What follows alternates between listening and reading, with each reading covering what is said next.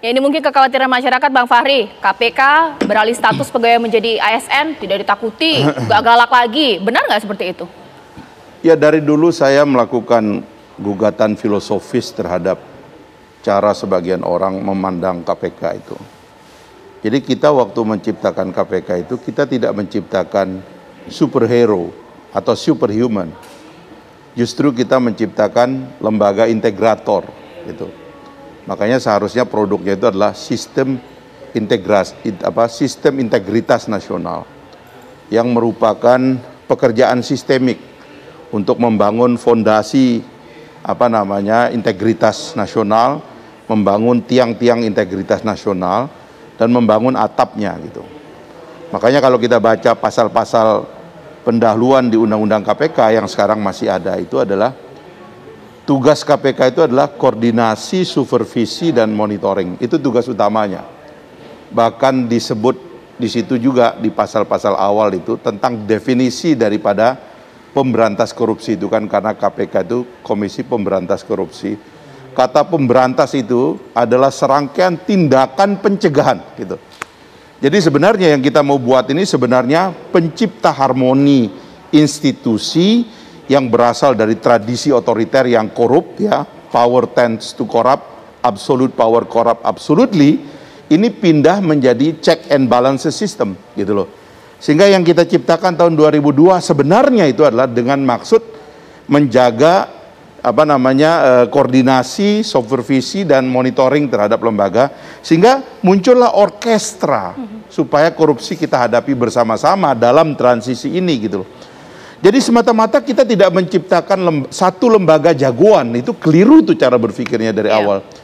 Jadi sebagian pihak yang ingin menciptakan public hero, jagoan, ya kan, kalau di dalam filmnya Marvel pokoknya jago-jago inilah kira-kira begitu, itu keliru cara berpikirnya. Justru yang diperlukan adalah tenaga yang bisa mengorkestrasi bahwa pada semua lembaga harus ada perbaikan. Dan caranya adalah koordinasi, supervisi, monitoring. Bahkan saya pernah mengusulkan KPK harusnya berkoordinasi rutin dengan Presiden. Bahkan saya pernah mengatakan KPK harusnya menjadi semacam wakil Presiden kedua, sehingga dia bekerja sama dengan Presiden untuk menata sistem. Sebab ongkos satu kursi pimpinan KPK itu, kalau kita hitung ya 5 komisioner tuh biaya panselnya itu sekitar 800 juta. Jadi satu kursi itu ya 100 juta lebih. Tapi harga satu kursi Presiden itu 25 triliun. Karena itu yang sebenarnya punya kewenangan besar dalam pemberantasan korupsi bukan KPK, tapi Presiden sebagai penanggung jawab sistem.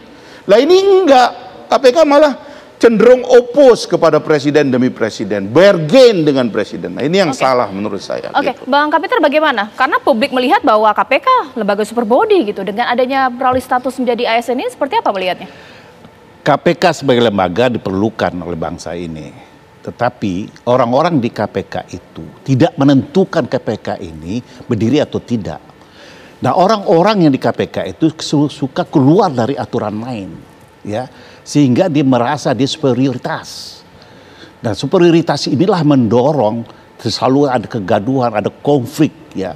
Dan orang-orang itu yang sebenarnya harus tidak berada di KPK lagi, sehingga kita bisa membuktikan, bisa lihat apakah dengan orang-orang itu tidak ada di KPK, KPK ini tidak berdiri. Siapa bilang KPK ini milik negara? Bangsa ini yang mendirikan KPK, dan KPK itu satu lembaga dan tidak tergantung pada orang. Yang saya heran kenapa orang itu terus bertahan, orang-orang yang merasa hebat ini tetap bertahan. Apa kepentingan di KPK? Apa membangun suatu empire di KPK sehingga dia tidak tersentuh oleh apapun, atau berlindung dalam pendapatan yang besar di KPK sehingga tidak ada kesetiaan? Padahal kan kesetiaan kepada pemerintah, undang-undang, Pancasila itu menjadi hal yang prioritas. Nah kita lihat sekarang kondisi seperti ini. Ribut masalah yang sepele begini. Banyak sekali orang yang tidak lulus tes untuk pegawai negeri. Tidak ada pengaruhnya. Ya, jadi kalau mereka berubah menjadi ASN, itu tidak akan menggoyahkan KPK, tidak akan merontokkan KPK. Contohnya, sekarang Presiden yang selama ini dituduh anti KPK, anti tidak mendukung penegakan hukum korupsi. Ternyata apa? Presiden yang memberikan solusi. Ini harus kita apresiasi. Harusnya harus ada konsolidasi ke dalam. Ini malah setelah Presiden ngomong itu nyerang pimpinan KPK. Ini karena integritas seperti ini nggak perlu ada di KPK. Pak Kudri, sekarang berikan kesimpulan dalam dialog kita bahwa karena logika yang terbentuk di masyarakat bahwa pengalih status menjadi ASN dari KPK justru melemahkan KPK sebagai lembaga. Bagaimana menurut pendapat Bapak? Harus dibedakan antara fungsi dengan status. Saya kira status pegawai KPK tidak mempengaruhi fungsinya untuk melakukan penyelidikan, penyidikan, dan penuntutan korupsi yang merupakan kewenangan KPK. Tetap itu tugasnya, ya statusnya dia pegawai negeri. Saya kira tidak mempengaruhi. Misalnya kalau dipermasalahkan status penegak hukum, bahwa kalau ASN itu lemah, tentu kita akan menanyakan bahwa hakim-hakim, mulai dari hakim di pengadilan negeri, pengadilan tinggi, sampai Mahkamah Agung, walaupun dia merupakan pejabat negara, statusnya itu adalah ASN. Apakah kita sekarang menanyakan bahwa berarti karena hakimnya itu ASN berarti melemahkan korupsi? Kan tidak, padahal pengadilan itu adalah muara dari penindakan. Nah, satu lagi Mbak Caca, bahwa KPK ini adalah kerja kolektif. Bukan kerja individual.